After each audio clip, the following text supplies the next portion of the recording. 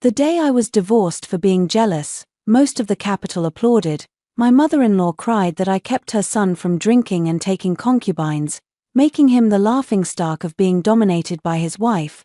Little did they know that my husband, Chi Chong, used fear of his wife as an excuse to refuse debts, social engagements, and ill-intentioned concubines sent by his family, which allowed him to rise smoothly in officialdom. Only I bore the reputation of a shrew and jealous woman, which killed my father and led to my own fatal illness. When I opened my eyes again, I had returned to the first year after marrying Chi Chong at a banquet. Chi Chong dared not refuse the beauty spy sent by his superior and pushed me forward. He pretended to be embarrassed as he raised his cup. I like this beauty very much, but if I bring her into the household, my wife will be unhappy. But I took the beauty's hand, turned to him, and smiled with warmth and magnanimity. Since you like her, I have checked our horoscopes and we are compatible. Why not bring her into the household today? Chi Chong looked utterly stunned, frozen on the spot. Everyone was taken aback, unable to believe that I, renowned in the capital as a jealous vinegar jar, would voluntarily offer to take Chi Chong as a concubine. Earlier it was at Prince Kang's residence, the prince's 40th birthday. After the banquet had gone through a few rounds of drinks, the prince, eyes half closed with drink, clapped and said he wanted to give the assembled officials a little trinket. A bevy of graceful beauties approached, and they all bowed deeply before the gentleman. At the table everyone exchanged worried looks. No one dared accept the beauties, and no one dared offend Prince Kang, who was clearly ambitious. On the one hand they feared the women might be spies planted in the inner court. On the other they feared being accused later of forming factions and favoring each other. One bold official from the Ministry of Rights trembled as he knelt on the ground, begging the prince for mercy. Your Grace's favor is too much. Your servant cannot accept it.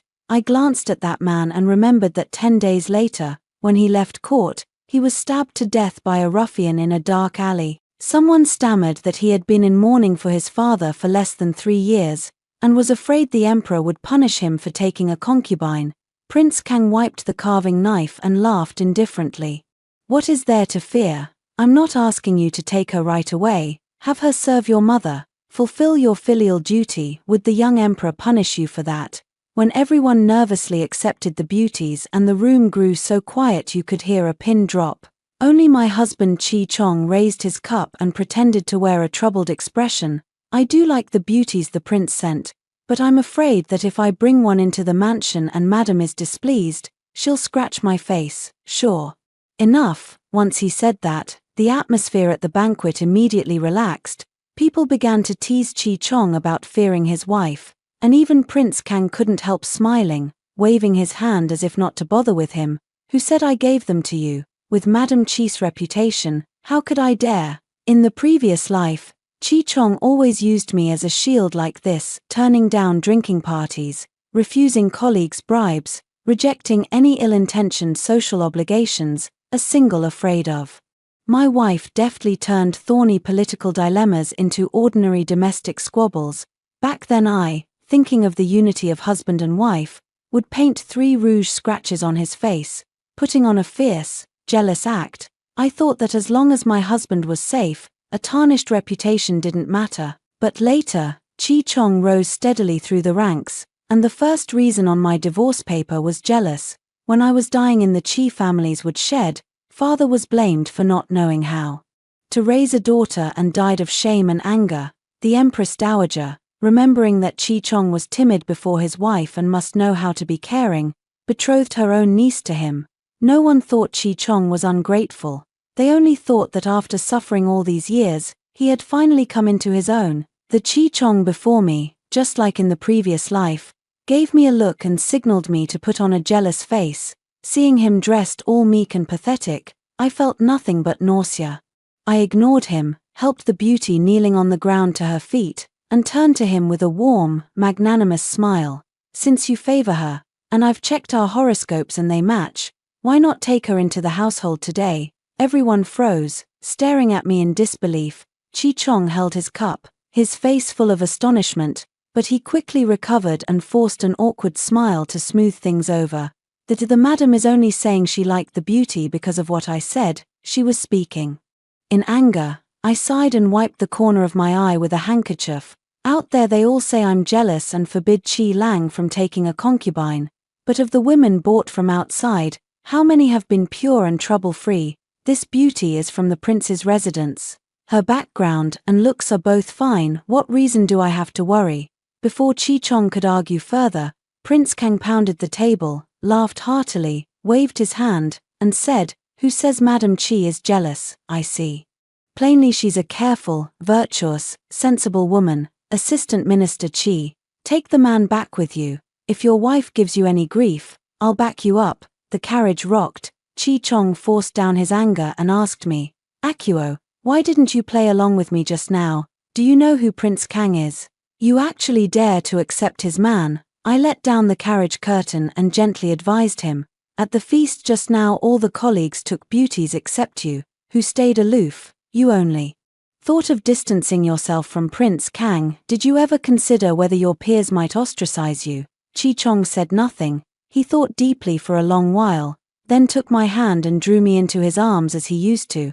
"Akuo, it turns out I was the one who oversimplified things. It's truly unfair to you, chaste in nature and clever, yet you have to put on a show with me." He plays a remorseful husband, and I'm happy to play a jealous wife. "Chilang, you and I share honor and disgrace. As husband and wife, we are one. There's no need to speak of grievances, but you must promise me that before Prince Kang falls, you won't touch that beauty." Chi Chong clasped my hand in return and agreed solemnly. Meng Yang, the girl sent by Prince Kang, was casually placed by Chi Chong in the most remote annex. Meng Yang changed into a pretty dress and knelt pitifully outside the room, but Chi Chong acted as if he hadn't seen her. Meng Yang cooked personally and brought a bowl of soup, but Chi Chong wouldn't accept it, nor would he allow her into the study.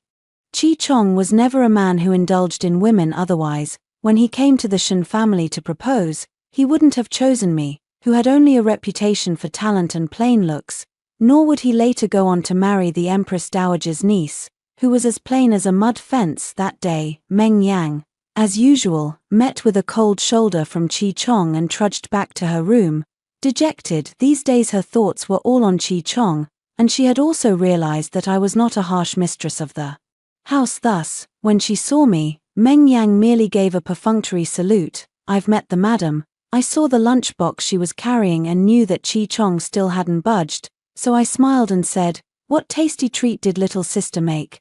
Meng Yang didn't know my intention and simply lifted the lid of the lunchbox. Chicken and bamboo shoot soup, oil-dressed goji berries, steamed mandarin fish, all are dishes favored by the literati in the capital. Light and elegant, it seems Prince Kang put considerable effort into cultivating them. Nowadays in the capital, heavy, oily, and salty dishes are largely disliked by scholars and gentlemen, who consider them fare for the laboring lower classes. Back when Chi Chong, a poor examination candidate, first arrived in the capital, he was even mocked by his colleagues for ordering a dish of braised pork knuckle at a banquet. Chi Chong remembered that humiliation, and from then on, everyone in the Chi household was permitted to eat only light fare. Closing the food box, I let out a soft sigh. "The Lord is from Tanju." Before she could react, I had already brushed past her. Meng Yang is very smart. By noon the next day, I heard the maid say that Chi Chong still wouldn't allow Meng Yang to step into the courtyard, but he kept the meal she sent. Besides a few light dishes, there was also a ginger spicy thick soup, Chichong's hometown specialty. When I was reading under the lamp in the evening, someone knocked on my door. It was Meng Yang. She knelt on the ground and offered a graceful salute. "Thank you for your guidance, sister." As she knelt on the ground, a sliver of fair neck showed beneath the crimson collar, like a famed sword drawn from its sheath, so beautiful it bristled with killing intent, making one shrink back in fear. I thought for a moment and told a maid to go to my room and fetch a few plain, unworn garments to reward her. The maid by Meng Yang's side couldn't hide the distaste on her face as she took the clothes. Even Meng Yang couldn't figure out what I meant. She thought I was deliberately making things difficult, trying to have her dress ugly and lose favor. The dress was far too plain, without so much as a stitch of embroidery. At a glance, It was the kind of thing an ordinary housewife would wear for daily chores, unwilling to wear such a skirt. Meng Yang hesitated and said, "If the Lord asks about it." I tilted the book slightly and gave her a meaningful smile. "Just tell the Lord I bullied you." Meng Yang froze, then suddenly looked at me as if awakening from a dream, as if the person sitting before her at this moment was not the ignorant, jealous, and ferocious woman rumored about in the capital, but a strategist who plans with mastery. I pulled a few books from the shelf and placed them in her hands. "These are the ones the Lord favors." Meng Yang understood and gratefully accepted them with both hands. "I've read some books too. In the prince's manor I was fortunate to have a few Hanlin scholars guide me, so I should be able to talk with my lord about many things." I gently shook my head. "No, you shouldn't chat with him, be humble and listen to him speak. Men in this world all like women who are pretty and clever, but for a man like Chi Chong, who came from humble origins and rose to power overnight, you shouldn't be too clever, at best, have a charming little wit that lets him feel pleased with himself, and you shouldn't be too beautiful, ideally plain and modest in dress, so he won't feel unworthy." Meng Yang put away the clothes and books, her earlier disdain gone. She stepped back outside the door and performed a deep, respectful bow, her face full of reverence.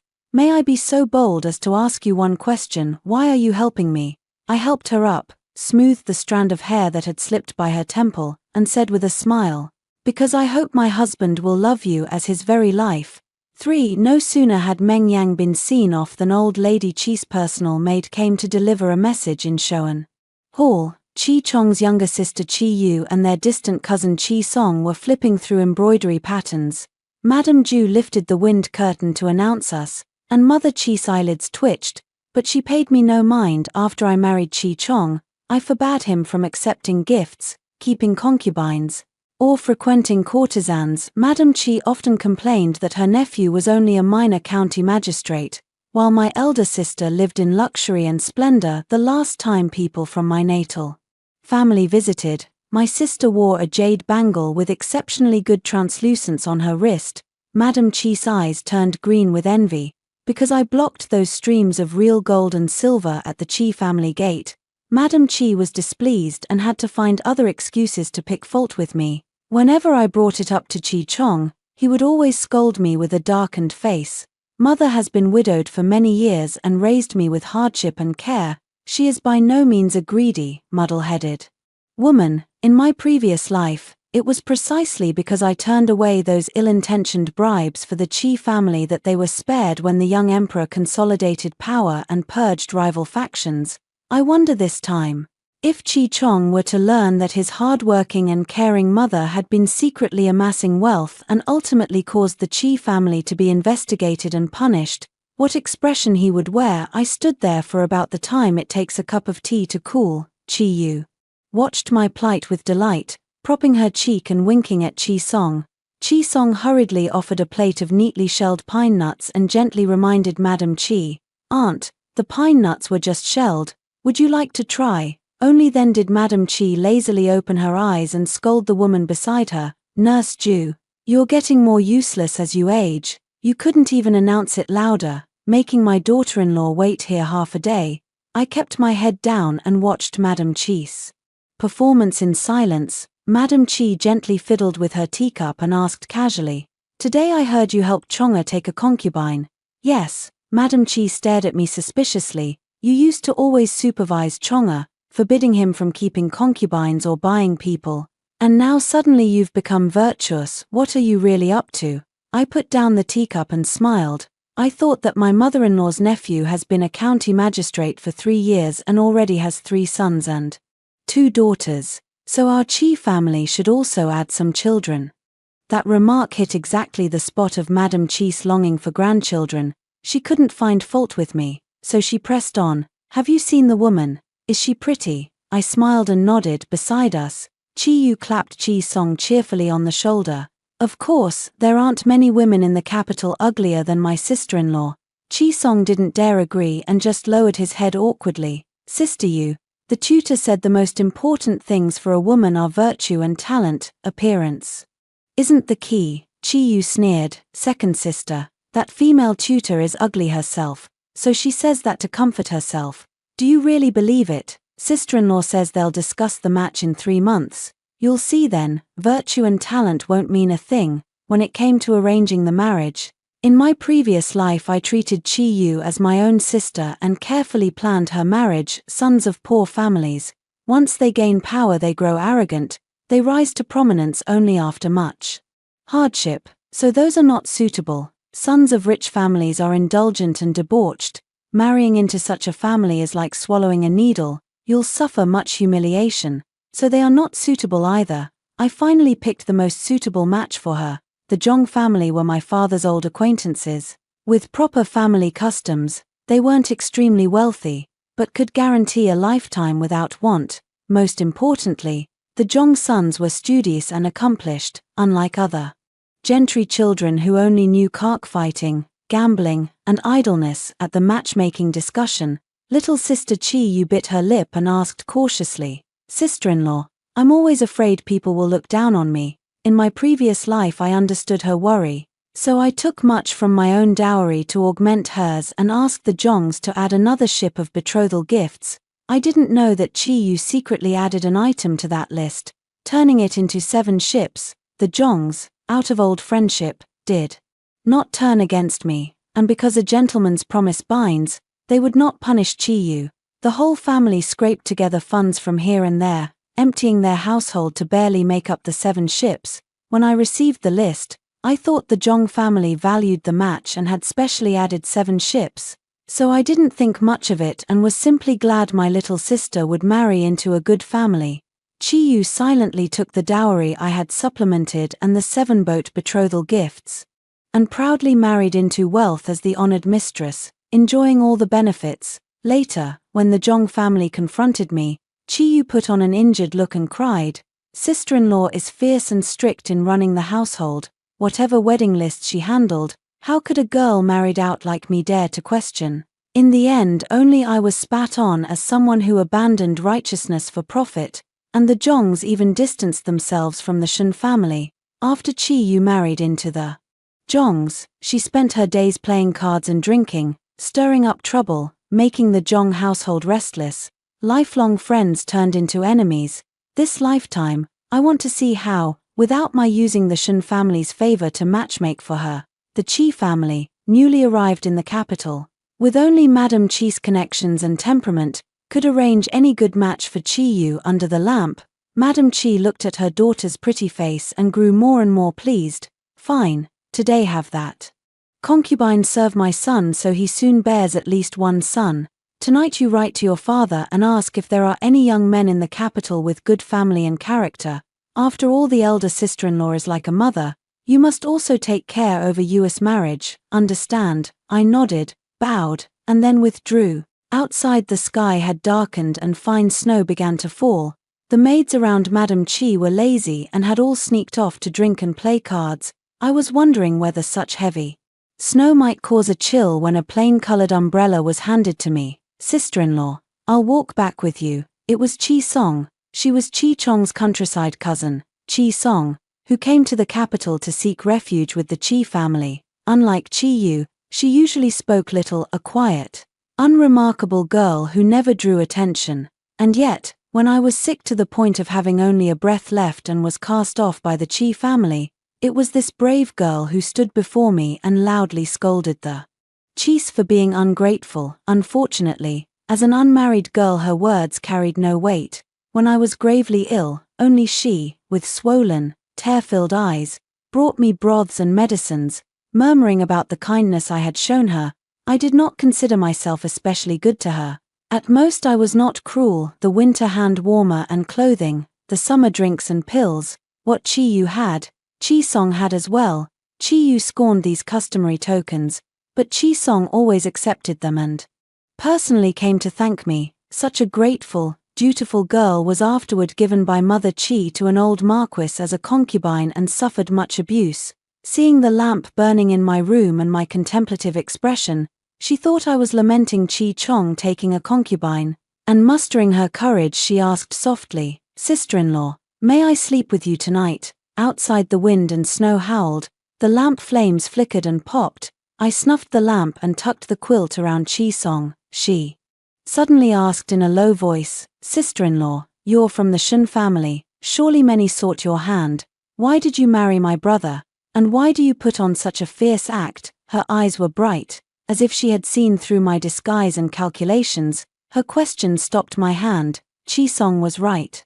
The Shuns had many beauties, the clan's sisters never lacked suitors. I alone did not have an outstanding appearance. When I reached a marriageable age, no one came calling, and even callers who came to ask my father for favors could only barely praise me as delicate.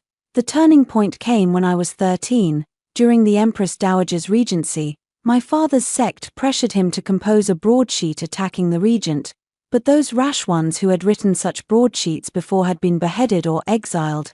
My father worried sleeplessly, and I brought him a sheet of paper with ink still wet. The broadsheet: "Akuo, the Empress Dowager is regent. Why must you single out a fox?" Beguiling the ruler to denounce her. I did not know how to explain to my father, because I was not pretty, and the Empress Dowager was not a beauty either, yet she had the favor of the ruler because of extraordinary intelligence. I do not recall how many of my father's guests complimented my wit, but I remember only 2 who praised me as beautiful. Indeed, the Empress Dowager was not angered by the pamphlet. She laughed, handed it to her attendants, and gifted my father a basket of fresh cherries. Others who attacked the regent were not so lucky. Families searched. Beheadings, exile. My father boasted to anyone who would listen that if I had been a son, I would have achieved great things. From then on, more matchmakers came calling. My father fretted over the marriage proposals. I really don't know if they want a wife who will honor the household, or a daughter-in-law to help their rise to power. I told him I had another idea. That year the peach blossoms at Pailu Temple were splendid, and my father used a spring outing as an excuse to have me observed. The sons of rich families, mindful of the Shun lineage and of my pamphlet that saved my father, fawned over the maid posing as Shunkuo beside my father. I, in a simple headdress and plain skirt, leaned by a lakeside pavilion, watching with a book covering my face. Chi-chong appeared then. Of humble origins in coarse cloth, he did not laugh and jest with those silk and jade-adorned young men and women. Instead he shyly bowed to me, cheeks flushed, and asked what book I was reading. Wind blew peach blossoms from the branch onto the lake and stirred ripples in my heart. Looking back now, how could a 15-year-old not have both insecurity and pride? Among a group of beautiful sisters, he was ashamed of his looks. Among wealthy peers he was ashamed of his birth. Yet he proudly believed his talent surpassed pretty faces and fine garments. In the end, the marriage between me and Chi-chong was nothing more than 2 people, both insecure and proud, looking at their reflections by the water. At noon the sky was overcast. The old woman below suddenly came to deliver a message, saying that the Lee family had sent cakes and festival gifts, and the matriarch wanted me to receive them. Chi-chong handled the frontline grain supplies. The Lee family were well-known grain merchants, and we had long wanted to bite into that hard bone. There were so many methods for collecting grain and so much grease to be skimmed off, mixing inferior grain, short-changing measures, adding losses and surcharges. If Chi-chong would loosen his grip, the whole Lee clan could eat till their mouths ran with oil. Before, I always played the unfeeling villain who refused every gift at the gate, which left Chi's mother displeased. Today, I used the excuse of having been caught in the snow and fell ill, so I didn't go out and told Chi-song to do the sewing.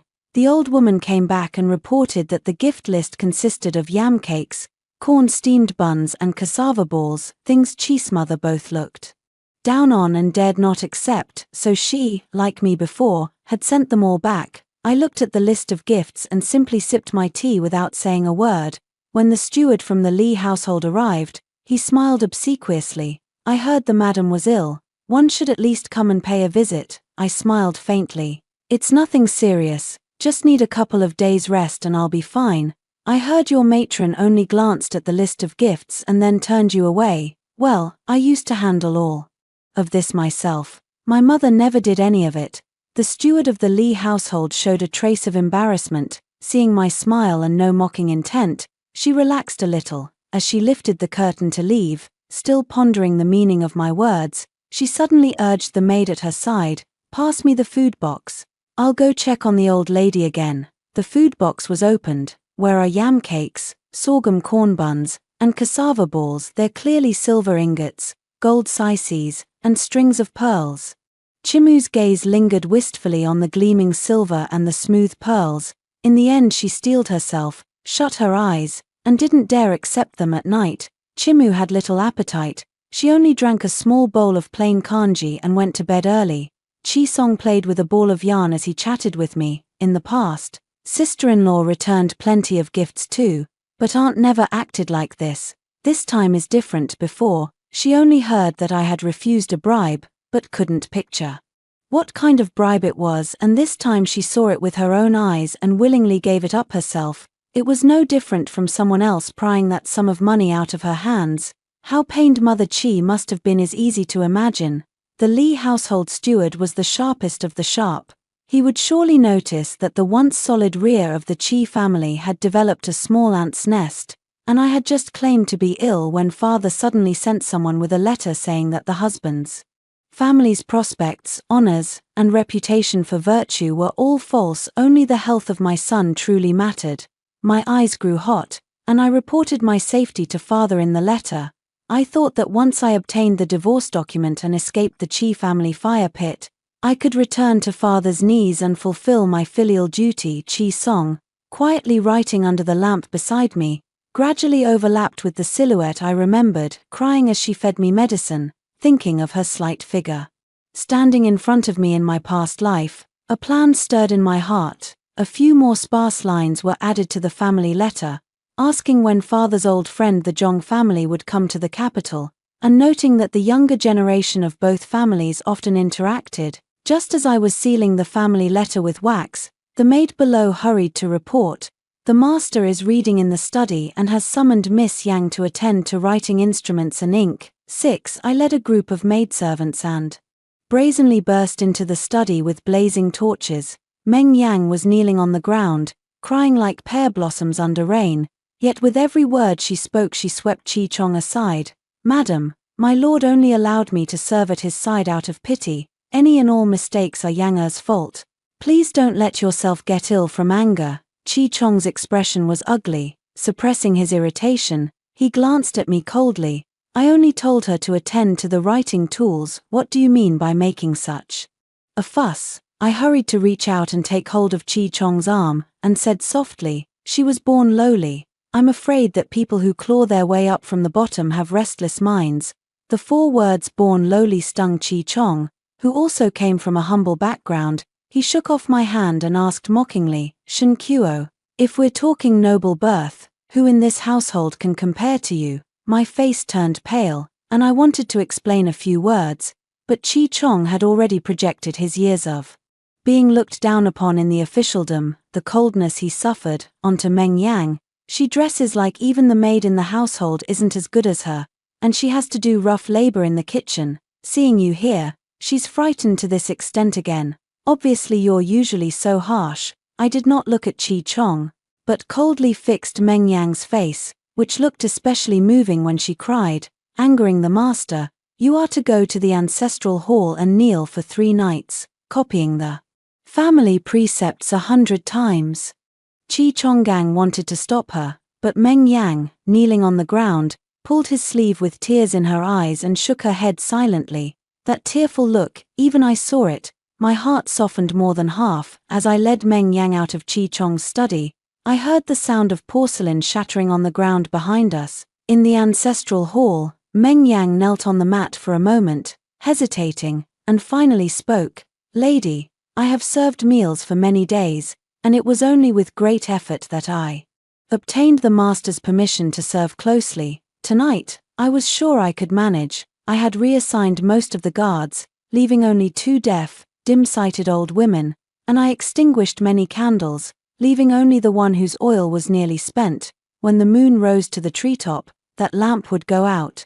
Things gained easily are often easily forgotten. The Lord will come for you tonight. Remember to copy it carefully." Meng Yang, however, did not believe it. "How do you know? What if my Lord doesn't come?" He will come like a brat watched over at home, skulking over the courtyard wall, slipping past the waiting maids and old women, to secretly meet his poor beloved, the lamps will all be extinguished. In the dark one can only hear the pounding of one's own running heart. Just like the feeling of falling in love, the solemn black and white ancestral hall will, rather, add color to this affair. When he leisurely puts his clothes back on, he will become that gentleman again. He will hold you on his lap and copy for you the lessons the wicked man punished you with. 300 characters of family precepts. With each character he copies, he is reminded that he is your accomplice. Because a person as insecure and proud as he is loves only himself, loves that midnight flight, that reckless self, and incidentally loves you. 7 For 3 days Chi Chong kept using the excuse that he was sleeping in his study and refused to have servants attend him. I was leafing through a stack of family instructions in Chi Chong's handwriting that Meng Yang had sent. Mrs. Lee from the shop wouldn't let it go and used the pretext of visiting the sick to come by.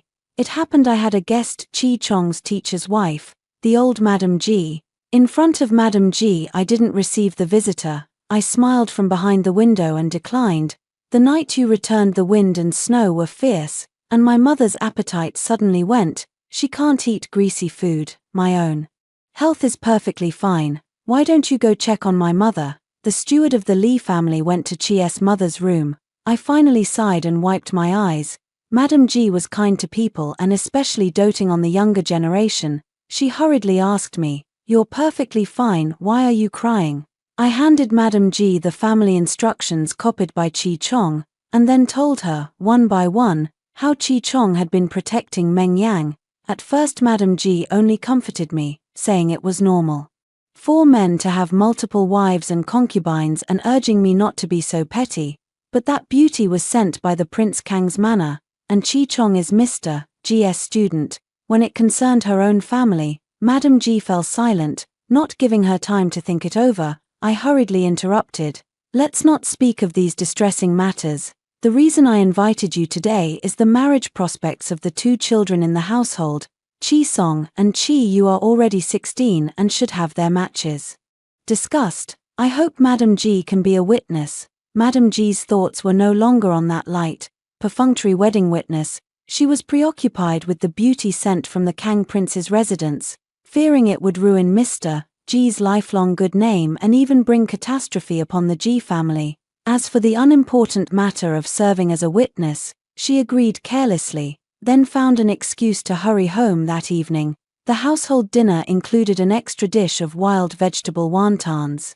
When asked, Madam Chi vaguely said the steward of the Lee household had dug them up himself and sent over a basket. They weren't valuable. She had also returned some dried fruits, so she hadn't taken advantage. Seeing me smile and say nothing, Madam Chi was relieved, because before, whenever there were the slightest bad signs, I would explain the stakes to her to nip things in the bud. Now that I kept silent, Madam Chi complacently assumed there was nothing to worry about for the next half-month. I used the excuse of a severe cold and worried that Madam Chi would catch it, so I cooked in the little kitchen in my own courtyard.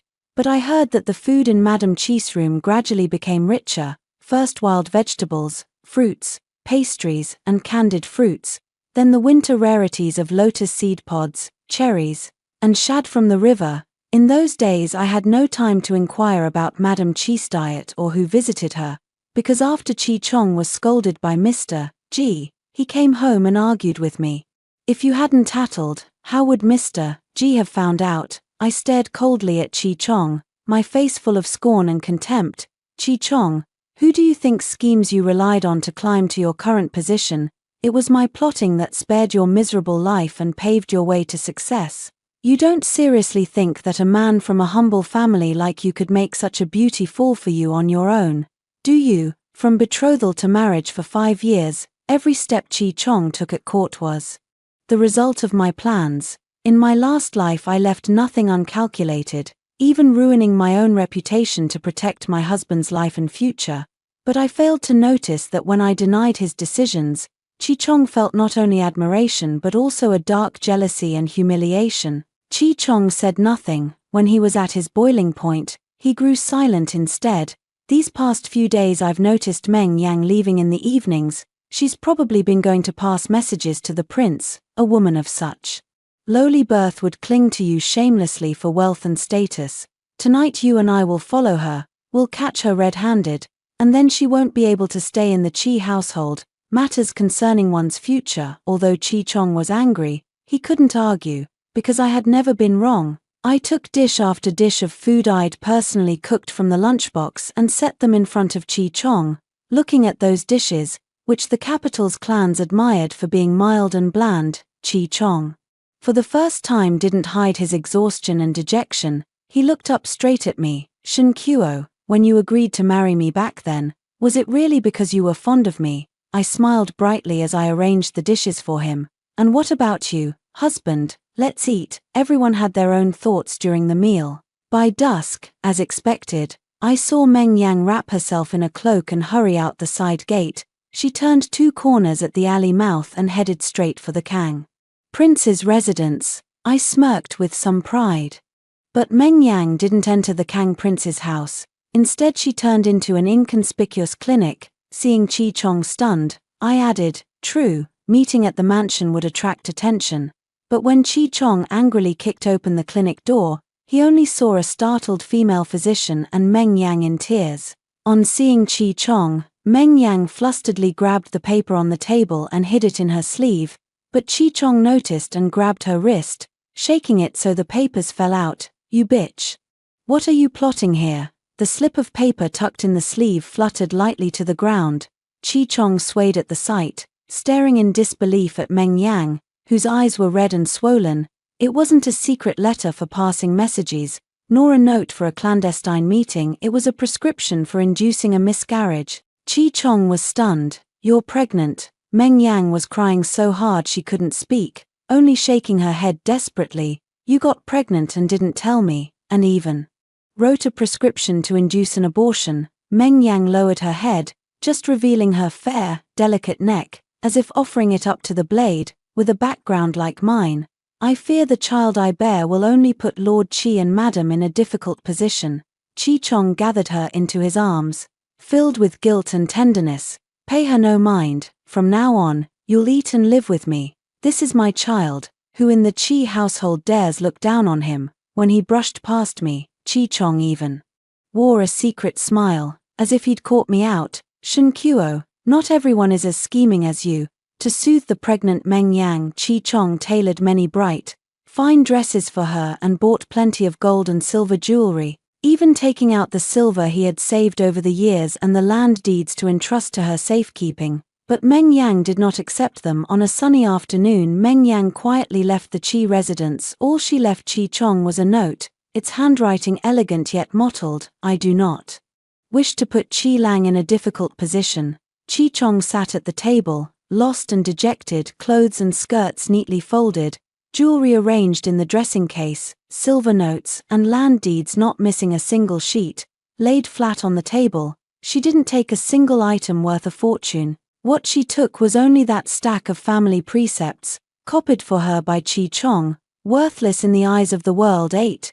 Chi Chong's being distraught over the concubine he gifted to Prince Kang quickly spread throughout the capital. Chi Song leaned against me cautiously. Sister-in-law, don't be sad. If you want a divorce, I'm on your side. I patted Chi Song's head. I haven't found you a good place to go yet, so you can't divorce. Father's letter says Zhong family's young Lang will return to the capital in February. In March, Pailu Temple hosts an incense festival, and quite a few prominent families will take their households out for spring excursions. At that time, the Zhong and Chi families can have a look at each other. What surprised me was that father actually asked one more question.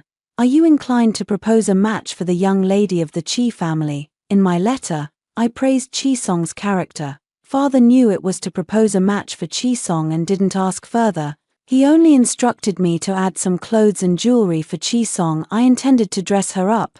Chi Song's voice was soft yet firm. Sister-in-law, there's no need to spend money. Ordinary clothes will do. My family was never well off. It was only my sister-in-law's kindness that let me eat my fill and dress warmly.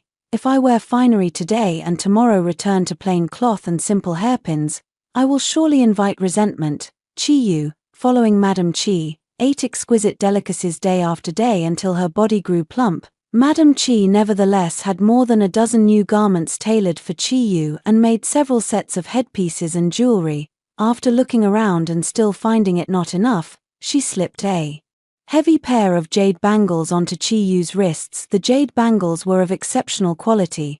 Even the royal treasury might not be able to pick out two such pairs. Chi Mu looked at the jewel-bedecked Chi Yu, brimming with pride. Those poor folk will take one look at your bangles and be scared off. Shen Kuo, help Yua take a good look. When Yua settles a good match, I'll also help persuade Chonga and tell him not to divorce his wife. In my previous life, I chose the son of the Zhong family.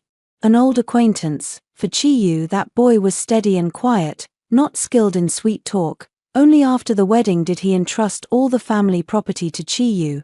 Even though the 7-boat betrothal gift made the Zhong family resentful, no one took it out on Chi Yu or treated her harshly. Instead, Chi Yu looked down on the temperament of the Zhong sons, thinking them weak and easy to bully, always gambling and drinking, stirring up trouble and making the Zhong household restless in this life.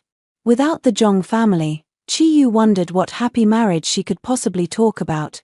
Pelusi Temple's peach and plum trees are in full bloom, fragrant mist winding through. Zhong's young man saw her from afar and bowed, offering his respects. Chi Yu sized him up in his plain clothes, with not a trace of lavish decoration, and lost interest, clamoring to go look elsewhere. I had the maid beside Master Chi's mother follow her, fearing her reckless temper might cause some trouble in the pavilion. 3 people sat, yet it was so quiet you could hear the wind shake the flowers down. I'd worried about a scene like this long ago. Chi Song is quiet and gentle by nature, and the Zhong family's young man is a taciturn sort as well. If the two of them only trade riddles in silence, can't find words, and can't take a liking to each other no matter how good a match, you can't force someone into it. Sure enough, after sitting here for quite a while, neither of them said a word. I tried to think of a topic, praising how Chisong is modest and composed, and how the Zhong family's young man is steady, but before I could figure out how to begin, I suddenly saw both of them lower their heads and turn their faces away. A boy's blushing face speaks louder than millions of lines of dialogue. 9. The Chi family's joy and scandal arrived together. The Zhong family's betrothal gifts were piled up in the yard, and I hadn't had time to count them yet. I heard people say that the old woman who had gone with Chi Yu to burn incense that day was punished by Chi's mother with 20 strokes, nearly losing her life. I hurried to Chi's mother's room and saw Chi Yu kneeling on the floor sobbing, while Chi's mother sat with a sullen, iron-pale face. You tell me yourself, with whom did you commit that disgraceful act? I looked at the narrowed circumference of Chi Yu's waist and, for a moment, thought that in recent days Chi's mother must have been feeding her all sorts of delicacies, making her fat. Chi Yu initially sobbed and refused to speak, but when Mother Chi went to get a rope to strangle her, she finally got scared. It was the Li family, the 6th young master of the Li family. Mother Chi felt her vision go dark. Do you have any idea what kind of bastard their 6th young master is? Don't even mention that scoundrel's 6th young master. Even the eldest young master who runs their household would have to kneel and beg your brother to get things done. You just let them so easily. Let them. Chi Yu only felt wronged. Didn't you also acknowledge sisterhood with Madam Li and accept so many gifts from her? Chi's mother was so angry that her face turned bluish-purple. She suddenly looked up and saw me standing at the door, as if she had found a lifeline. Shen Kuo, hurry and think of a way to save your sister. I thought for a moment. Right now, either prescribe an abortifacient, or have the Li family come to propose marriage. Chi Mu and Chi Yu figured that although the Li family were merchants, their household assets were quite substantial. Moreover, Chi Chong held a post at the Ministry of Revenue. If Chi Yu agreed to marry down, the Li family would surely be grateful and treat her like a goddess of wealth. But after all their calculations, they hadn't reckoned on the Li family's 6th son, Li Jin, being a rogue. When Chi Mu and I visited the Li family's main branch, mindful of Chi Chong's official position, spoke politely and respectfully at the table, always wearing a placating smile. But when Madam Chi put on airs and acted imperious, their smiles became warm yet cutting. Lord Chi's younger sister married into the Li family and should have been given a grand celebration, But of all things, she's gone and gotten pregnant, she couldn't wait. Those words left Madam Chi deflated like a punctured pig bladder. Then Li Jin, having finished the meal, merely wiped his mouth and was completely unconcerned. She can sleep with me, and just as easily she could sleep with someone else. I'm not going to be a cuckold. Mother Chi was trembling with anger. No one knows what promises, threats, and inducements the main branch used on Li Jin, but he nodded reluctantly. All right then, but no matter who marries in, she can't stop me from going out to have some fun. In the end, the Li family didn't dare slight Chi Chong's younger sister. The betrothal gifts arrived that afternoon, twice as generous as Zhong's. When the Li family's gift list was handed to me when Chiyu came to my room, I was just about to see old Madam Ji out, just like in the previous lifetime. She fixed her eyes on that betrothal gift list, her gaze darting around. Sister-in-law, I'm always afraid people will look down on me.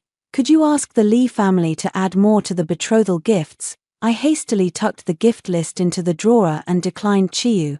The gift list has already been finalized with the Li family. What they're giving is twice as generous as ordinary households. Mother will also add plenty to your dowry, so you needn't worry, little sister. I escorted old Madam Ji to the door, and out of the corner of my eye I saw Chiyu quietly open a drawer and take the gift list and my personal seal. I held old Madam Ji by the door and chatted with her for a while, until Chiyu came out of the room, holding that gift list. Sister-in-law, sorry to trouble you, I'll take this list to that old woman. I even took the trouble to praise Madam Ji for Chiyu's thoughtfulness. The next day, the main branch of the Li family came when she covered her lips with a round fan and smiled. Her eyes were as cold as iron. Since Madam Chi finds the gift too modest, our Li family should naturally add to it. It's just that preparation will take some time. I don't know if your younger sister's belly can afford to wait. Hearing this, Madam Chi stormed in angrily to confront the Li family's main branch. However, when the gift list was handed to Madam Chi, she was stunned. This is a chest of gold and silver, a chest of pearls, silks, and satins, jeweled hairpieces with a light stroke. It multiplied tenfold. Forget marrying a vice minister's sister, he could even afford to marry a princess. The Li family's eldest branch was such a shrewd lot that, seeing I remained calm and leisurely sipping my tea, they immediately guessed what was going on. When Chiyu was brought in and saw the Li family's eldest branch and I seated upright, she instantly reddened around the eyes. After hearing the questioning from Chi's mother and the Li's, Chiyu rolled her eyes, then, weak and gentle, knelt in her mother's arms and cried out, "My sister-in-law is formidable and runs the household with absolute authority. Even my older brother is afraid of her. With the gift list handled by her, how could a married-out daughter like me dare to ask?" When these words were spoken, everyone fell silent. Who doesn't know that Chi Chong set up a home outside for a mistress, angering Madam Chi so much that she fell gravely ill? I'm not making excuses. I simply covered my mouth with a handkerchief and coughed twice at the right moment, eyes full of regret. I did handle the gift lists for the two younger sisters. I don't know why it's specifically yours that went wrong. I must have been muddled by illness. Madam Chi could no longer contain her anger and was about to scold me for mistreating my little sister, but a cold laugh sounded from outside the door. Well now, Shen Kuo, you may be muddled by illness, but do you think I'm muddled too? It was old Madam Ji. She didn't look at the Li family's main branch, nor did she regard Mother Chi. After finishing adjusting her clothes, she gave a cold glance at Chiyu kneeling in Mother Chi's arms. I reviewed that list of gifts with your sister-in-law. It was clearly correct. How did it pass through your hands and become 10 times more when it reached the Li family? Chiyu turned pale with embarrassment and whispered in defense, I didn't. It was sister-in-law, Madam Ji, who had once managed nearly 100 people in the Ji household in her youth and had seen every kind of scheming, said, "Your sister-in-law is kind and meant to cover this for your sake, otherwise how would you survive in your husband's house? I originally didn't want to take on this matter, but your sister-in-law begged me repeatedly." She said 2 younger sisters going out to marry, escorted by an official's wife with an imperial decree, would be both proper and honorable. Your sister-in-law planned everything for you, so how have you treated her? The scene became awkward. Mother Chi and Chi Yu's faces darkened and they couldn't utter a word for a long while. Having obtained a fair explanation, the Lee family's main branch left. Chi-yu had always feared that sister-in-law with the smile that didn't reach her eyes. She cried as she tugged at Mother Chi's clothes. "Mother, what should I do?" Mother Chi pulled Chi-yu into her arms. "What are you afraid of? Even if she knows, she won't dare turn against you. With your brother around, won't the Lee family treat you like a goddess?" Hearing Chi Chong's name, Chi-yu felt reassured, as if she had swallowed a calming pill. Yes, she still had her brother. As long as her brother was there, no one would dare bully her. On the day the Chi family married off their daughter, the weather was splendid. I knew that Chi Song and his wife both loved reading, so I deliberately added the 4 treasures of the study and some rare books and antiques to Chi Song's dowry. After Chi Song finished fixing his face, he handed me the comb, by custom, the one who combs the bride's hair should be an elder who has many children and a harmonious marriage. I shook my head and pushed the comb back. I am not a person of complete blessings. I cannot comb your hair. Considering my past life and this life, I have schemed with those beside me. Someone like me combing her hair would not be auspicious.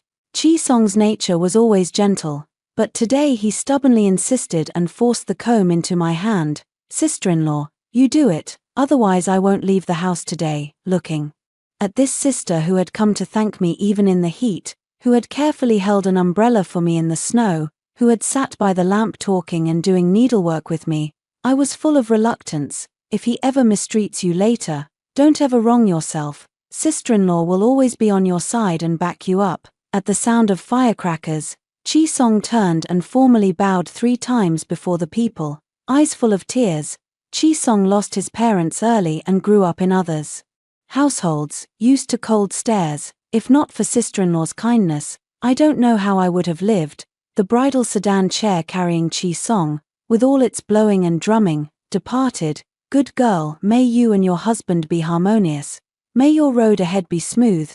May your life be safe and prosperous. By all means, do not become like me." Life hadn't been peaceful, but I never imagined the Chi family would fall so quickly. First it was the supplies overseen by Chi Chong, provided by the Lee family's shop, that went wrong. Someone sent a memorial to expose it, stopping those almost moldy provisions meant for the front. Rumors spread that military funds were embezzled, and the frontline soldiers nearly mutinied. General Zhao, who commanded the troops, and Prince Kang had always kept to themselves, but this batch of supplies shattered the delicate balance between them. Impeachment memorials against Chi Chong and Prince Kang flew into the palace like snowflakes. Prince Kang wanted him silenced, His Majesty wanted him investigated. Chi Chong hurried home through the rain, clutching my sleeve in disgrace, as if grasping a life-saving straw. "Akuo, only you know I didn't work for Prince Kang. I personally oversaw those supplies. Each shipment was fine. We're husband and wife. You must help me." I handed him a divorce document, my face calm. "I have a plan to save your life." The situation was desperate. Chi Chong had no time for anything else and hastily signed. I folded the divorce paper and slipped it into my sleeve. "Confess to His Majesty. Say you were momentarily confused and abused your power to extort the Lee family. They were forced into it. That way Prince Kang won't hunt you down. His Majesty won't offend Prince Kang, and can give an explanation to the ministers." Chi Chong stared in shock. "But I didn't take anything from the Lee family. Why not make them the scapegoat?" When he mentioned taking goods from the Lee family, I glanced at Chi Mother, who looked guilty. Chi Chong's gaze followed to the jade bracelets and gemstone rings crowding Chi Mother's hands. He asked incredulously, "Mother?" Chi Mother stammered, "Those were gifts between in-laws, not bribes, surely." Chi Chong was so furious he nearly vomited blood. "How much did you take from the Lee family?" It wasn't a small sum: pearl fox fur, jade and gold, and 3,000 taels of silver. Besides these, many moldy abalone, sea cucumber, shark fin, and fish more were found in Chi Mother's room. Chi Chong stared at the insect-ridden preserved goods like a man bereft of soul, then suddenly laughed out loud. Chi Mother, terrified by his manic look, slapped her own face and cried, "My son, your mother was bewitched. We returned all these things. We returned everything to the Lee family. It's all their fault. It has nothing to do with you. They bribed us." As Chi mother cried while packing, the Li family sent a grand gift, a thick stack, the list of gifts given to Mother Chi over the years. And the astonishingly lavish betrothal gift list as well. Tucked at the bottom is a thin piece of paper, the pulse record of Chi Yu. It reads, a large fetus, a weak mother, not suitable for shocking surprises. Chi Chong seemed to age 10 years overnight, slumping dejectedly to the ground, temples already speckled with white. He had no way out. If he accused the Li family of bribery, they would surely bite back, implicating Chi Yu's entire family in exile, and he himself would hardly escape death if he claimed it was ordered by Prince Kang. His Majesty might not act against the prince. Instead, the prince would silence him first, leaving him to die without a clear cause. The only way was to take all the blame upon himself and plead guilty before His Majesty. Perhaps His Majesty is merciful and will only dismiss him and confiscate his family property, not grant him death. I believe Chi Chong isn't foolish enough to embezzle military provisions, and I also believe he really inspected that batch of grain one by one. I originally intended to use Meng Yang to bind Chi Chong to Prince Kang, and when Prince Kang fell, Chi Chong would be purged along with him. But I don't know who it was. Someone actually got ahead of me and wanted Chi Chong's life. The Chi household was as still as the sea before a storm. When the sky grew dim, a fine spring rain began to fall. The gate boy came to report, the Shun family has sent someone. They say they've come to take you home. Madam, it was no one else, it was father. Father draped over me that thin velvet cloak I used to wear at home. Lanterns hung from the shops on both sides, their warm light blooming into hazy halos in the rain mist. Father held up the umbrella and suddenly began to speak of things from long ago. Do you still remember this street, RQO? You were only 6 then, and your mother was still around. She loved coming to this street to buy rouge, and you liked the baked flatbread they sold here. Your father would hold you in one arm, take your mother's hand with the other, and the three of you would walk along slowly. After your mother passed, your father still often dreamed of walking down this street with her. I didn't want to cry in front of father, so I hurriedly changed the subject. Father, what made you suddenly think of coming to the Chi residence to pick me up today? Don't tell me you bought Xiaobing and are waiting for me to come back to eat. Father shook his head. Father, I used to always dream about mother, but recently I happened to dream about you. In the dream, my Kuo was very ill. I dreamt the Chi family were all bullying you, and you kept crying, but in the dream father couldn't do anything, and was terribly anxious. After I woke up, father wanted to bring you home, but then he heard you had taken a concubine for Chi Rong. I think someone as smart as Huo must have her own plan. Father can't act rashly and make trouble for you. My nose stung, and my heart was suddenly pricked. In my previous life, when I was locked in the Chi family's woodshed and deathly ill, Chi Chong told me that Ada had died, driven to his death by the disgrace brought on him by his infamous daughter Me. I lowered my head, forcing back tears that were about to spill. If Akuo is cast off by her husband's family for being unvirtuous, wouldn't you be angry? Wouldn't you be ashamed of your daughter? Father thought of the past and smiled. This question, 8-year-old Akuo also asked. You broke Dad's most treasured celadon plate, cried non-stop in fright, and thought Dad would never like you again. Back then Dad told you the celadon plate wasn't his treasure. Whether you're 8 or 80, Akuo will always be Dad's treasure. Dad is biased, even his umbrella is biased. All the wind and rain in the sky bypassed me and fell on Father's shoulders. 11. Half a year after Chi Chong was taken into custody, Prince Kang was summoned to the palace but died suddenly and unexpectedly. Along with him, a number of his followers were executed the night before Chi Chong's execution. He said he wanted to see me. After all, we were husband and wife. He had many things he wanted to ask me. The prison cell was dim, and Chi Chong was so thin he was almost nothing but skin and bones. Knowing the one he worried about most was Meng Yang, I looked at him quietly. The day Prince Kang died suddenly, Meng Yang followed him in death. You needn't worry about the child, she was never pregnant. I once tried to persuade Meng Yang, saying His Majesty would eventually take the reins, and Prince Kang was nothing but a spent arrow, but she said Prince Kang had raised them like a biological father, and she was willing to die in loyalty. She was willing to stay by Chi Chong's side, to gather intelligence for the prince. waiting for the day the prince would make use of her. What was unexpected was that Chi Chong showed no reaction. I guessed as much. The 6 months he'd been imprisoned were enough for him to calm down and think many things through. Where are mother and younger sister?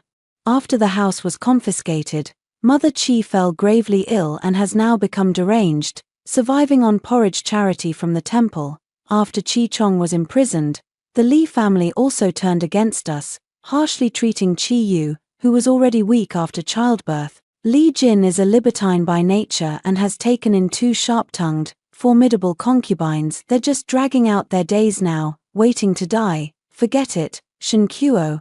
I only want to know which things were done by you. I engineered your entanglement with Meng Yang, making you appear to others as part of the traitors' faction.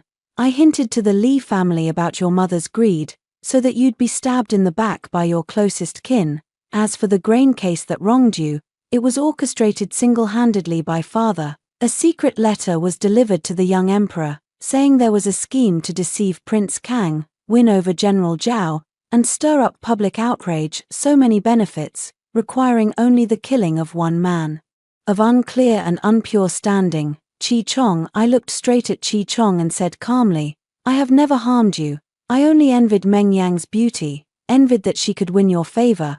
I argued with you and purposely threatened to divorce you just to sulk at you, otherwise I wouldn't have come to see you today. Now that I've thought it over carefully, Prince Kang and His Majesty probably both want you dead. You accepted the beauty, yet ignored Prince Kang's advances, offending both the emperor and the prince. Chi Chong, you don't have to die with clarity. I guess my answer had already been run through 1,000 times in Chi Chong's mind. He collapsed in despair in the corner by the wall, smiling as tears flowed.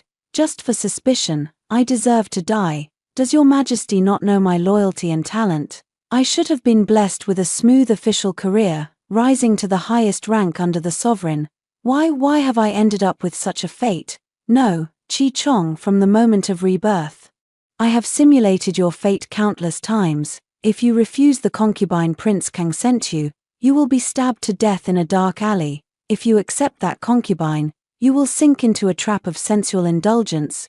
You are unfeeling and disloyal. Your mother is insatiably greedy, and your sister doesn't know what's good for her. If fate could be set right, back to the day we first met at Pailu Temple, and you had never encountered me, you would understand that this world has never lacked those who die unjustly or those whose talents go unrecognized. Your so-called loyalty, talent, and official fortune are nothing but you hiding behind me, skipping lesson after lesson with fate. Dawn was breaking as I rose and left. After several rains, spring had reached its late hour. The peach blossoms had fallen all over the ground, laying a swath of rosy red, and the apricots on the branches were still small. Sparrows chattered among the leaves, hopping and picking, just like the way I first saw Chi Chong that year at Pailu Temple. Searching for a sincere heart, one finds only bitter fruit in the end. That's the end of the first story. Don't go away. The next one is even more exciting. 18 years ago, I gave birth to a son, but my husband pulled a switch, replacing him with his mistress's daughter. 18 years later, my husband fell gravely ill and was on the verge of death. He revealed the whole truth and begged for my forgiveness. I nodded lightly. My husband loves deeply. I can understand that. Our own son is filial. He wholeheartedly recognizes the mistress as his mother and wants to serve her in her old age. I agreed. She raised you for 18 years. The grace of birth is not as great as the grace of upbringing. It's only right. The foster daughter is also filial and hopes to call the mistress mother to make up for the regret. I fully agree. The mother-daughter bond is innate. It's natural. Everyone was overjoyed, thinking I had already compromised, but as soon as my husband died, I immediately registered the illegitimate son under my name and had him inherit the marquisate. Then I turned around and kicked the mistress and her family of 3 out. All right, you can love each other forever now. Wn Jun, I've wronged you. The man on the sickbed was skin and bones. The once high-spirited Marquis of Dingbei now hung on by a single breath. He held my hand, his thin, bony fingers trembling slightly. I sat on the edge of the bed, calmly pulled my hand back, and tucked in his quilt. Husband, speak your mind. There's no harm in saying it. Tears welled up in his clouded eyes. His lips quivered for a long time before he finally spoke. 18 years ago, the day you gave birth, I switched our son with Man Niang's daughter, WN Jun. Listen to me. I had no choice. Man Niang, Su Man, Xierong Yuan rescued her, an orphan, on the frontier during his early campaigns. He claimed to pity her, and later that pity moved to the bed. Xierong Yuan's forced choice was because Su Man had a high spirit and refused to be a concubine, but he couldn't possibly divorce me, the daughter of a first-rank official, to marry an orphan as his principal wife. In the end, he could only settle her outside and let her call herself Madam, in truth, just a mistress kept outside the household. That year, Su Man and I became pregnant almost at the same time. Su Man first gave birth to a daughter, and I later had a son, only a day apart. Su Man begged him to switch my son with her daughter. Because I am the legal wife of the Marquis's household and the daughter of a first-rank official, only by making her daughter my daughter can she have a noble birth and a bright future. As for the son she took away, Su Man promised she would raise him as her own. When the child grows up and the truth comes to light, she will return the son to me. He is my own eldest legitimate son of the Marquis's household. I would never disown him. Xierong Yuan felt that Su Man made sense, and while I was weak and unconscious after giving birth, he swapped the babies. Everyone who knew the truth was silenced. 18 years flew by, and I raised my daughter well-read and courteous, filial and sensible. No one fails to praise her. Even the consorts in the palace admire her greatly and want her to be the prince's consort. Yet the daughter I taught so well turns out not to be my own flesh and blood.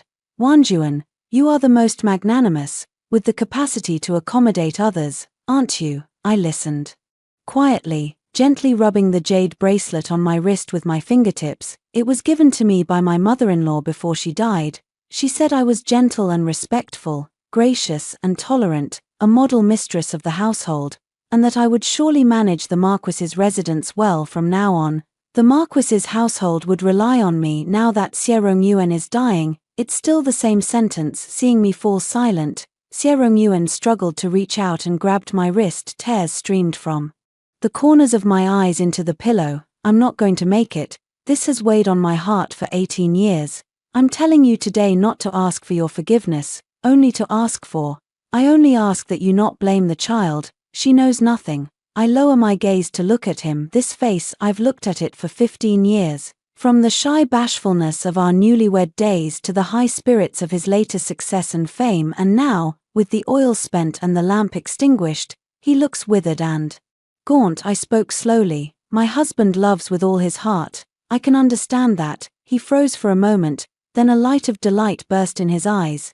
WN Jun, you really are willing to forgive me? I nodded. Seeing me nod, a startling brightness flared in Xierong Yuan's cloudy eyes. His gaunt fingers clutched the edge of the quilt as he struggled to sit up.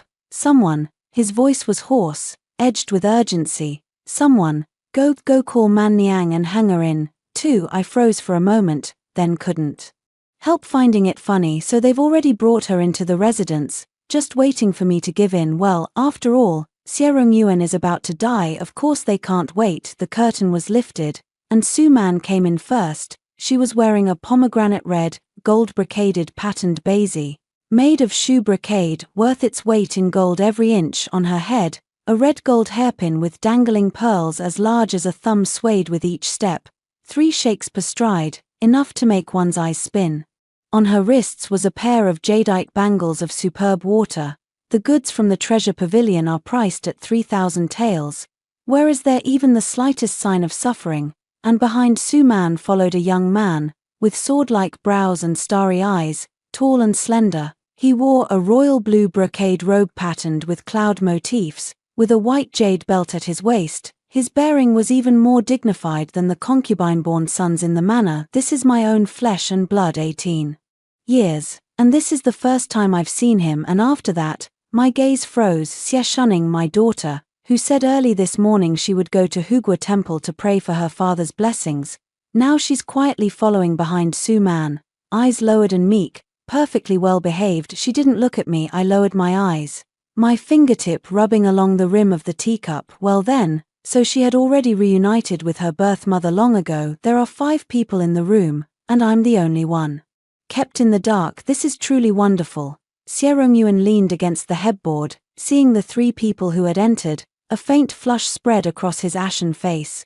His eyes were so bright he didn't look like a dying man. Hunger has been adrift for 18 years. Since his returned, he should go back to the place where he belongs. Cough, cough, cough. Sierong gasped for breath. Speaking grew increasingly difficult. He is the legitimate son. This marquisate and the title were always meant to be his to inherit. These 18 years, Man Niang **** raised him, taught him well. Wn Jun, in the future Hunger will be filial to you too. Hunger, kowtow to your mother. For so many years, it was I who failed her. Sierong spoke haltingly, and the room was frighteningly quiet. Everyone was waiting for Sieheng to act in such a situation. No matter what, he ought to kowtow to me so I could acknowledge him. Unfortunately, Man Niang taught him too.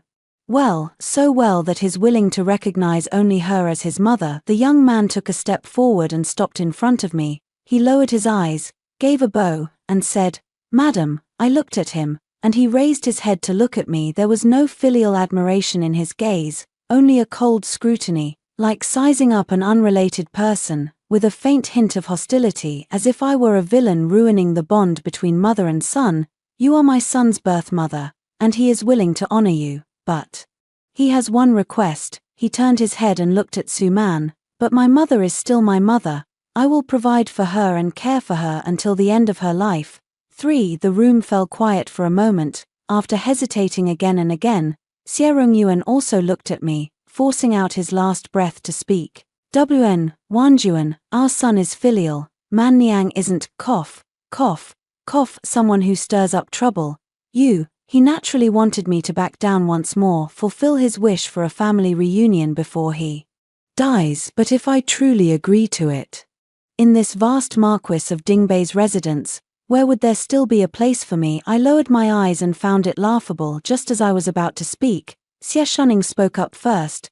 "Daughter also wants to." She paused, glanced at Su-man, then quickly lowered her head, her cheeks slightly flushed. "Daughter wants to call Lady Su mother." Sierong was stunned. Su-man was also stunned. Xie Shuning's voice grew lower and lower, as if speaking to herself. "Mother-daughter nature, the daughter only feels closeness. If she could call me mother just once, it would make up for the regrets of these years." She didn't finish speaking, but everyone could hear what she meant. I looked at the person I'd raised for 15 years. Xie Shuning lowered her head, not daring to look at me. I suddenly laughed. "Madam Su raised you for 18 years. Being raised outweighs being born. Calling her mother is only right." After speaking, he nodded to Xie Shuning. "A mother and daughter's bond is natural. Calling her mother is not too much." Sierong let out a breath, relieved. A hint of triumph flashed in Su-man's eyes, which she quickly concealed, putting on an expression of being flattered and overwhelmed.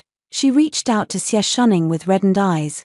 "Good child." Her voice trembled, as if deeply moved.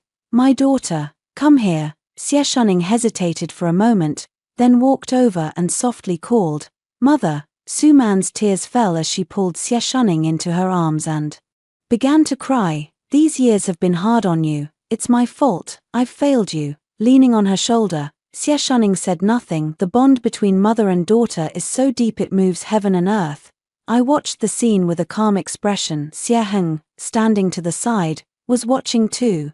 The corners of his mouth slightly upturned. He turned his head, let his gaze fall on me, looked me up and down, and gave me a "you know what's good for you" look. Then he turned back and walked to Su-man's side. He bent over to support her arm, his voice carrying the pride and spiritedness of youth.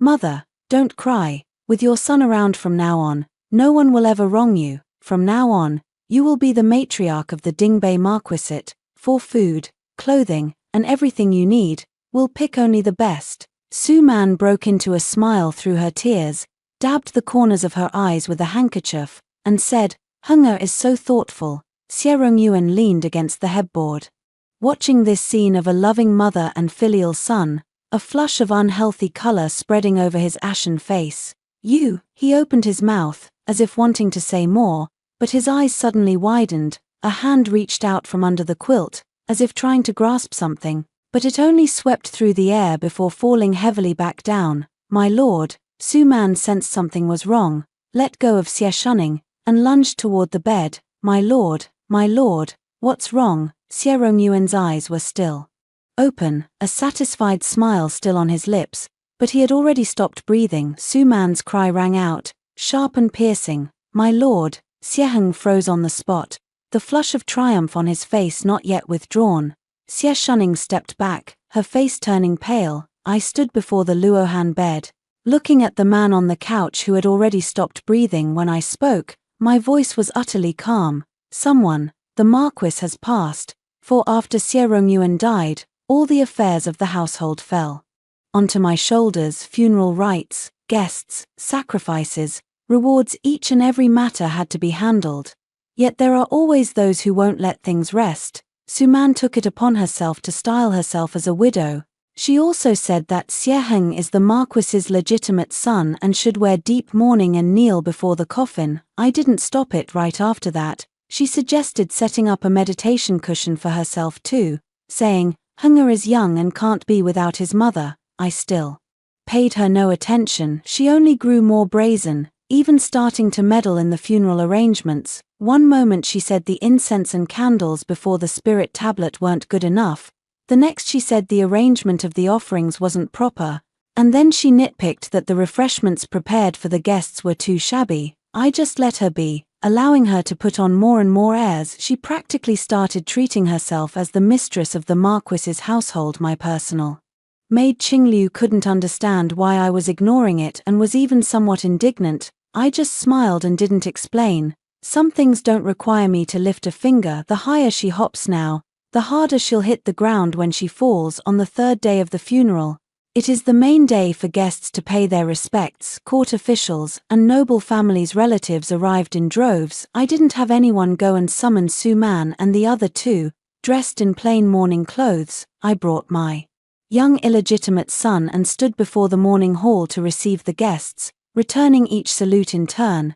Everything proceeded in perfect order. Soon, Su-man arrived uninvited. She wore a plain white dress, without even a single silver hairpin in her hair. Her face bore no makeup, deathly pale. Her eyes were rimmed red, as if she'd cried for days and nights without sleep. Xie Heng followed at her side, dressed in deep mourning, his expression solemn. Xie Shuning supported her arm, his face also full of grief. The three of them, in such a state, entered the mourning hall, immediately drawing many gazes. Su-man walked up to Xie Rongyuan's coffin, dropped to her knees with a thud, and collapsed onto the ground, wailing loudly, Lord Marquis, Lord Marquis. Her voice was shrill and piercing, especially grating in the solemn mourning hall. You've left us widows and orphans. How are we supposed to live?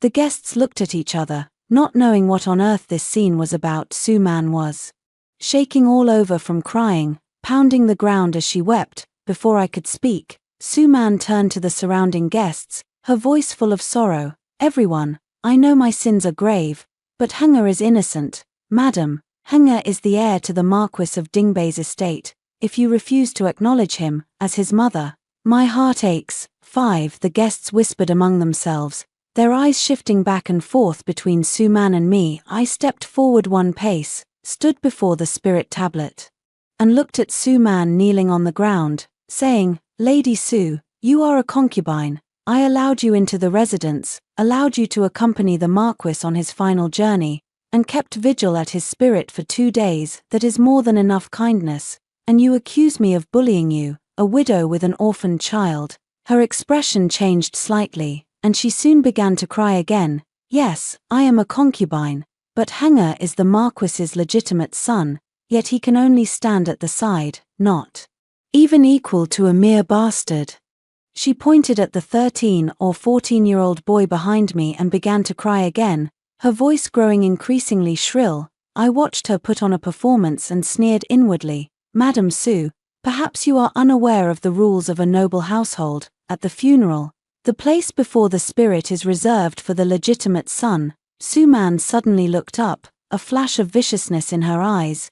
Henger is the legitimate son. He is the Marquis's biological child, your own flesh and blood. My own flesh and blood. My expression changed. as if a sore spot had been poked. Everyone knows that I, Kui Wanjuan, have thin fortune and bore the Marquis only a daughter. Since when did I have a biological son? You may not know this, but Lady Su and the Marquis were deeply in love, before the Marquis passed. He forced me to acknowledge Lady Su's son as my own, so that the child could inherit the Marquisate. As I spoke, my eyes grew red. Su Man's face turned deathly pale. The morning hall was deathly silent, and the guests looked at one another in bewilderment. Su Man's lips trembled, and after a long moment she managed to squeeze out a few words.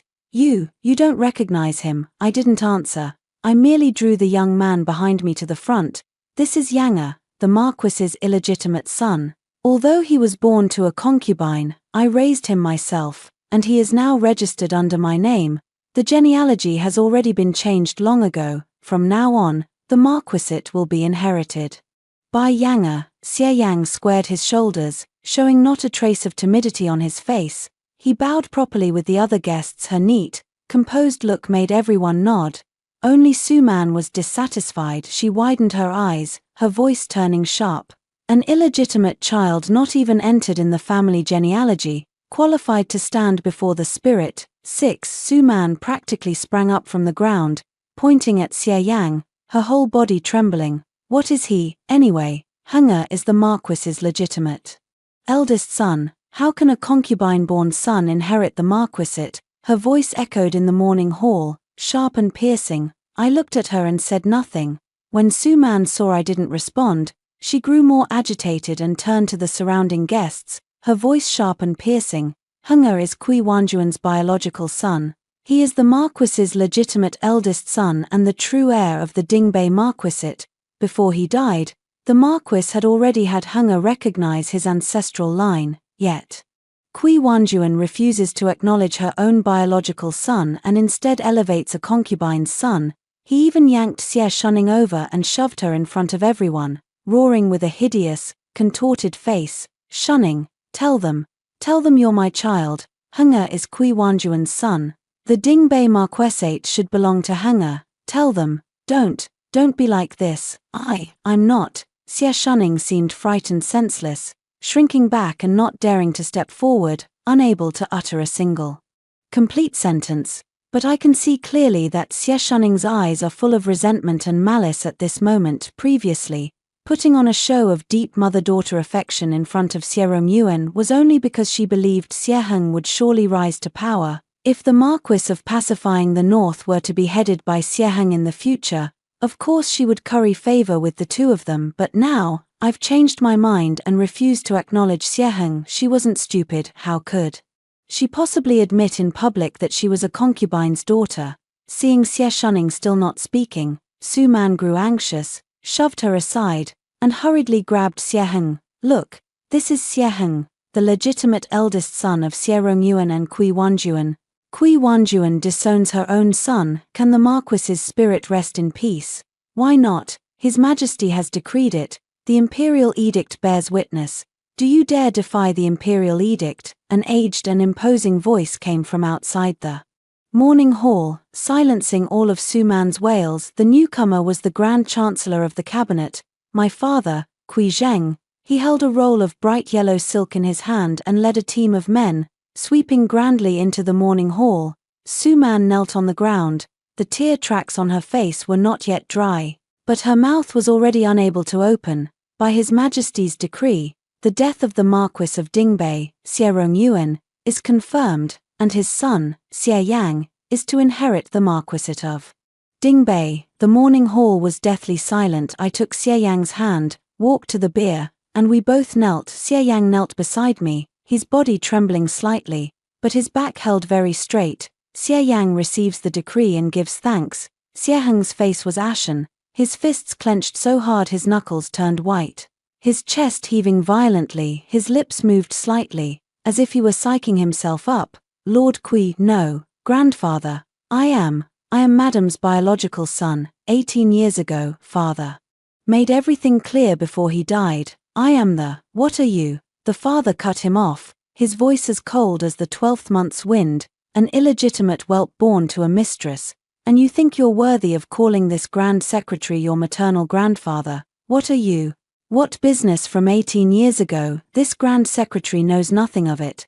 This Grand Secretary only knows that my daughter was ill-fated, that she bore Sierong Yuen only a daughter, and for the sake of the Dingbei Marquisite's lineage, we had no choice but to register a concubine's son under her name, attend me, escort the Su mother and son to the rear courtyard wing and take good care of them. Do not slack off, my father's guards answered and came in, swiftly covering their mouths and taking them away. As for Xie Shuning, the moment Su Man shoved her aside, she quietly hid behind the crowd. Seeing the situation completely reversed now, she timidly edged closer to me again. She gently tugged at my sleeve. Mother, I couldn't even be bothered to spare her a glance. I simply ordered Qingliu, the young lady has been frightened. Why aren't you hurrying to take her away? 7. The farce in the morning hall was quickly put to rest. Anyone with sharp eyes could tell there was something fishy going on, but Sierong Yuen is already dead. The imperial decree has already been issued, and I still have a first assistant father to back me up. They'll only swallow all their questions. Besides, even if Xie Heng really is my son, Sierong Yuen personally swapping his legitimate eldest son with an illegitimate daughter, how could that sound any better? If we really drag all this dirty laundry into the open, we might as well play deaf and dumb. A funeral, smoothly concluded under the tacit cover of everyone. The next day, I finally had Su Man and the other two brought up. Su Man and Xie Heng were trussed up tightly, their mouths gagged, looking entirely like lambs to the slaughter. Xie Shuning, following behind them, was at ease and carefree. But the moment she stepped through the door, she threw herself at my side, and tears streamed down her face. Mother, you raised me for 18 years. You are my true mother. It was your daughter who was wrong, your daughter who was led astray. She shook all over as she cried, tears plopping onto the floor, dark circular stains spreading where they fell. I looked down at her when she was first brought before me. She was a wrinkled little bundle, like a baby monkey not yet opened up. I held her and thought, this is my daughter, I will treat her well. The first time she opened her eyes, the first time she sat up, the first time she called Niang, I remember every single moment, clear as day. When she was 3, she ran a high fever. I held her and walked around the room all night, afraid to put her down, terrified that if I looked away for a moment she might be gone. By dawn the fever had broken and she fell asleep in my arms, her little face flushed even though my arm had gone numb and lost all feeling. I didn't move, afraid of waking her. When she was 5 she learned to write and wrote a crooked, wobbly character 4, holding it up for me to see. That piece of paper is still in my dressing case. When she was 8, the lady from the neighboring manor joked about arranging a marriage for her. Frightened, she hid behind me and whispered, I don't want to marry, I want to stay with mother forever. When she was 16, someone from the palace came, saying they had taken a fancy to her and wanted her to become a prince's consort. I declined, saying I only have this one daughter and want to keep her by my side for a few more years. When she found out, she wrapped her arms around mine, buried her face in my shoulder, and muttered a muffled thank you, mother. I poured all my heart and soul into her. I thought we were the closest mother and daughter in the world. But that day at Sierong Yuen's bedside, when she lowered her head and softly said she wanted to call Su Lady Mother, I understood. Perhaps it was only my wishful thinking. I lowered my head, looked at Xie Shuning kneeling on the ground, and spoke softly, get up. She thought I had relented, her eyes lit up, and she hurried to stand. I'll have the 2 of them sent to the country estate and kept under guard. And you're going too? Her smile froze on her face. Mother, I told you, I don't blame you. My voice was very calm, mother and daughter by nature. I won't stop you. Xie Shuning's face gradually paled, but the moment you called her mother, you ceased to be my daughter. Kui Wanjuan. 8 tears welled up in Xie Shuning's eyes again. This time, she was truly panicking. She lunged forward and clutched tightly at the hem of my skirt. My voice grew heavier. Wn Ning, let go. She lifted her head, looking at me through tear-filled eyes. I stood up and smoothed the skirt that had been wrinkled by her grip. Send people. Take the Su family mother and son out to the village outside the city. Send the eldest miss there too. To outsiders we'll say the eldest miss fell ill from excessive grief over her father's death and will recover after some time. How dare you? I hadn't finished speaking when Xie Shuning's face suddenly changed. She lifted her head, tears still on her face. But she wore a smile that made her look fearlessly confident. "Mother, you want to lock me up and tell people I died of illness? I'm afraid that won't work." Xie Shuning slowly stood up, patted the dust from her knees, and tidied her disheveled hair. Her movements were unhurried and calm, as if she had become a different person. "Do you know whom I've been visiting at Hugua Temple this past month?" My heart sank. She looked at me, her smile deepening. "Third Prince." My fingers tightened slightly. "We met 3 times at Hugua Temple." Her voice was soft, as if she were talking about something perfectly ordinary. "He treated me very well and said that in a few days he would ask the emperor for a decree to marry me as his princess consort." She paused, lowered her head to look at her lower belly, and raised a hand to gently cover it. "There might already be the third prince's flesh and blood in my belly.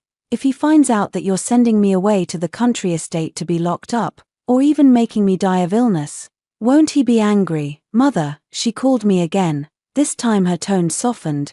"Please keep me here. Once I marry into the royal family, you and Brother Yang will have someone to rely on too, won't you?" Looking at Xie Shuning's smug face after the shock, there was nothing left but sheer disgust. "I taught her for 18 years, and this is what I produced. When your father lay gravely ill, you fornicated with another, coupling without betrothal. Do you have even a shred of propriety or shame? Like mother, like daughter." Indeed, Xie Shuning's face darkened a shade, yet she still forced herself to remain composed. "I, the third prince, he will, enough. Xie Rongyuan is dead. The fall of the Marquis who pacifies the north is already settled.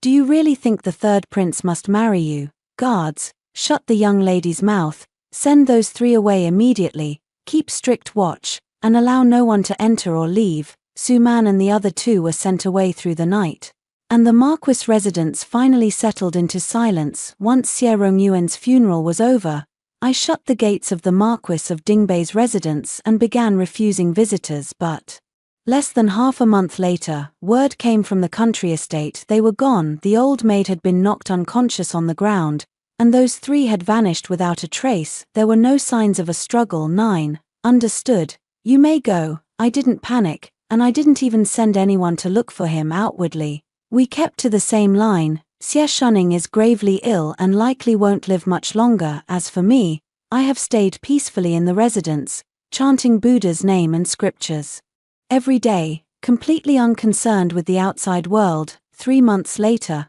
the Zhongyuan festival. Following custom, the royal family must go to Hugua Temple to hold the Alambana Dharma assembly to deliver and console the departed. Xie Rongyuan is a meritorious minister and newly bereaved, so the Dingbei Marquis's residence is naturally among those invited. I agreed with boundless gratitude. On the day of the Ghost Festival, I changed into plain, unadorned clothes and followed behind the imperial procession all the way to the Temple of Protecting the Nation. Upon arriving at the temple, the emperor bathed, changed his clothes, and personally lit incense. Kneeling on the cushion outside the hall, I looked through the curtain and saw that bright yellow figure amid curling incense smoke. Bowing 3 times and 9 times, murmuring prayers, the third prince was here as well.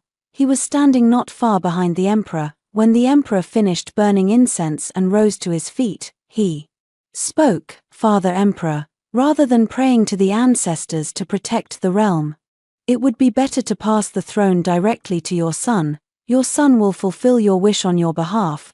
The hall was deathly silent. The emperor looked at him, his expression darkening. "What did you say?" The third prince's smile didn't change, only his voice grew louder, as if proclaiming it to everyone inside and outside the hall. "Your son says, please, Father Emperor, pass the throne to your son." As his words fell, a sudden, orderly stomping of footsteps sounded outside the temple. Iron armor clanged, and blades were drawn. The temple's main doors were pushed open from the outside, sunlight flooding in and glinting off those gleaming suits of armor. A dense mass of soldiers had already sealed off the entire Guogua temple with not a gap to spare. 10. You unfilial wretch, why you're plotting rebellion? The emperor's face was ashen, and the hand he pointed at the third prince with was trembling. The third prince calmly straightened his sleeves, as if speaking of something utterly Ordinary. Father, you overstate it. Your son merely wishes to share your burdens. Kneeling on the meditation cushion, I watched this scene and slowly stood up. My hand slipped into my sleeve and found that cold brass tube. The third prince tilted his head and glanced at me, the corners of his mouth slightly upturned.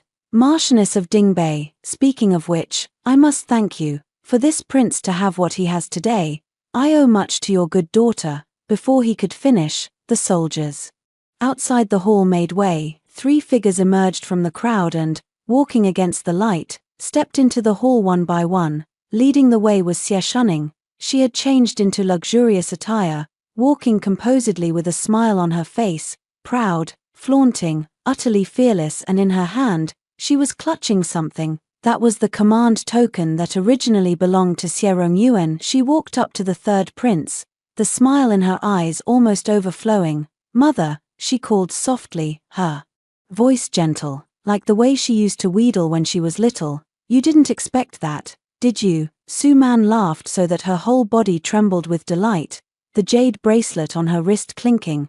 Or perhaps my Ninga is clever, taking advantage of the Marquis's illness. She stole the military token early, which is why today she can help the third prince achieve greatness. Xieheng stood beside her, a cold sneer at the corner of his mouth.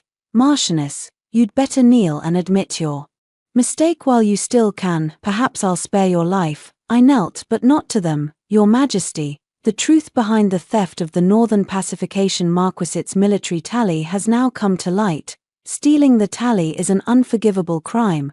I beseech Your Majesty to pass judgment. The third prince laughed. Madam Marquis, you're kneeling to the wrong person. What's the use of begging my father at a time like this? The one you should be kneeling to is me, unfilial son, the Emperor. Roared and slammed the bronze basin from the incense table hard onto the ground. Outside the hall, thunderous footsteps sounded. Many times louder than before, the sounds of battle rang out as well. In less than a quarter of an hour, the clash of blades fell silent. The doors of Hugua Temple were pushed open again, and the one who entered was the commander of the Imperial Guards by the Emperor's side. Your Majesty, all the traitors have been executed.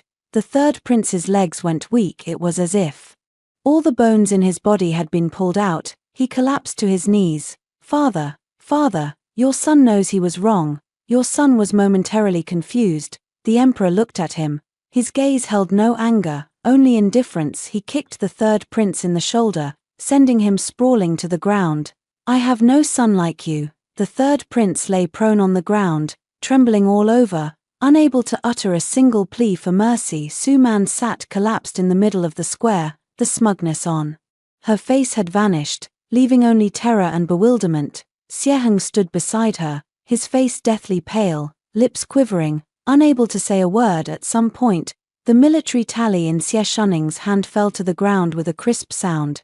Take them away. The Emperor waved his hand. The Imperial Guards surged forward and took all 4 of them away. 11. The dungeon was dark and damp, and torches crackled against the walls. I stood outside the cell, separated by iron bars, looking at the figure curled up in the corner inside. Xie Shuning heard footsteps and looked up. Tear tracks still marked her face. Her hairpin had come loose for the most part, and there was mud on her cuffs. I saw it was me. She froze for a moment, then pounced to the front of the railing, her hands reaching through the gaps, gripping my sleeve tightly. Mother, mother, you've come to save me, right? You must have a way. When you stole the military token, did you ever think about today? Xie Rongyuan had fought wars in his early years, achieved many feats, but after a severe injury his body was no longer what it was, and he could only return to the capital to recuperate. But he wasn't completely idle. The Emperor entrusted him with the capital garrison, and the tally of command naturally remained in his hands. 3 months ago, Xie Rongyuan's old injury flared up again. He suddenly fell ill and was soon given a grim prognosis by convention. After falling ill, he should have taken the initiative to resign and hand over the tally, but from the time he fell ill to the moment he passed away, it all happened too quickly, and he kept thinking of Su Man and her son. The matter of the military tally was glossed over, but I've kept it in mind. As soon as the funeral ended, I hurried to look for the military tally, but in the end, I discovered it had been swapped. What's left is a counterfeit. Only Xie Shuning and I knew where Xie Rongyuan kept the military tally. Who stole the military tally doesn't even require much thought, especially since Xie Shuning herself confessed to her sordid affair with the third prince. Of course, without hesitation, I told the emperor everything through my father. Only then did the emperor personally hold this Alambana Dharma assembly.